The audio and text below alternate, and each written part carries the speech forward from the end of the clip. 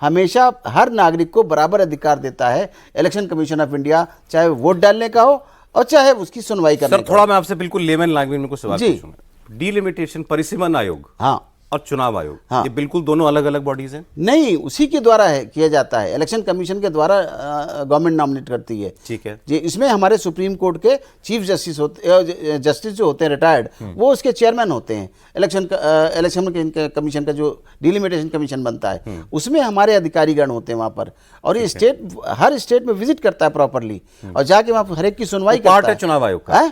Part है चुनाव, हमारे यहाँ उनका ऑफिस रहता है डिलिमिटेशन जी, लिमिटेशन का। वो पूरा स्टेट में विजिट करेगा।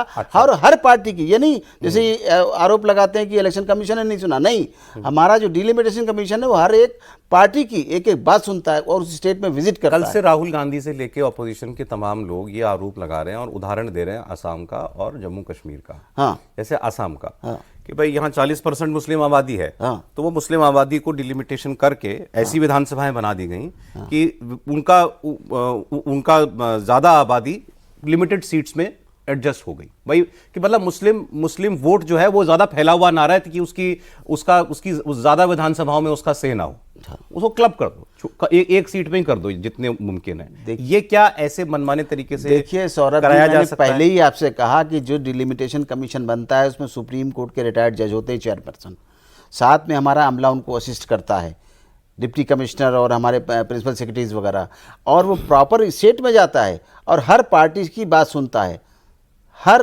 ऑर्गेनाइजेशन की बात सुनता है। कोई छोटा से छोटा भी ऑर्गेनाइजेशन होगा और वो आएगा मिलने तो कमीशन से मिलता है, पूरी बात सुनता है। ये कहना तो बदनाम करने वाली बात है। आज मैं सुन रहा था पार्लियामेंट का स्टेटमेंट होम मिनिस्टर ने कहा इस बात को, जो सीटों को उन्होंने बंटवारा किया, जो साउथ की बात की जा रही थी, साउथ में भी उन्होंने कहा, और मैंने देखा कि 42 से कहीं 49 हो रही हैं, कहीं 29 से 39 हो रही हैं, तो बढ़ाई जा रही हैं। ये सिर्फ जनता को गुमराह करने का तरीका है। और कभी भी इलेक्शन कमीशन, क्या सुप्रीम कोर्ट कभी भी, आप बताइए, कास्ट एंड क्रीड की बात आती है, कभी नहीं करता इलेक्शन कमीशन, ना ही सुप्रीम कोर्ट ऑफ इंडिया करता है कि किसी को वंचित रखा जाएगा उसके अधिकारों से। तो ये कहना कि एक बना लिया गया है अपने हिसाब से, ऐसा नहीं है। वहां पर हर पार्टी का सदस्य जो देता है उससे बात सुनी जाती है, उसके बाद डिसाइड होता है। तो ज्यादा शोर डिलिमिटेशन का हो रहा है इस बार। इसलिए आपने देखिए ना कि आप किसी भी जगह, ये मोहल्ला है, दूसरा मोहल्ला, वहाँ पर जैसा आपने अभी कहा, स्टेट गवर्नमेंट के ही ऑफिसर होते हैं। जम्मू कश्मीर में वो खाली शायद दिल्ली से थोड़ी सब चले गए।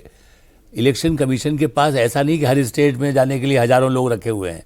लिमिट जैसा इन्होंने कहा, कुछ मेंबर्स हैं, कुछ अधिकारी हैं, वो जाएंगे, वहीं के लोग आके बताते हैं। तो इसलिए ये है कि आप अपने मर्जी नहीं कर सकते ना। आप नोएडा का 52 को 92 से तो नहीं जोड़ देंगे, आप उसके पास का कुछ है, यदि उनमें सुविधा हो, लोग वोट सीधे डाल सकें, कहीं एक ही कम्युनिटी के हैं या उसके हैं तो उनके साथ उनको जोड़ दिया जाए, ताकि देने में भी, मान लो बुर्का जम्मू कश्मीर में क्या होता था, या कर्नाटक में कहाँ पर एक दो जगह घटना हुई ना कि साहब बुर्का पहने हुए हैं तो उसको पहले दिखाइए न पर्चे में। तो आप यदि उसको सही ढंग से करने के लिए इलेक्शन कमीशन, भारत का दुर्भाग्य ये इस समय, जो आज प्राइम मिनिस्टर ने भी कहा या अमित शाह जी ने भी कह रहे हैं कि भाई आप बताइए, भारत को बदनाम करें, चुनाव आयोग भी खराब, ये कोर्ट भी गड़बड़, अमित केजरीवाल टाइप, चूँकि भाई जज भी गड़बड़ है, आप किसी भी सिस्टम को स्वीकार, संसद को नहीं मान रहे, संसद ने पास कर दिया, नहीं आपने मर्जी से, आपका बहुमत है तो पास कर लिया है।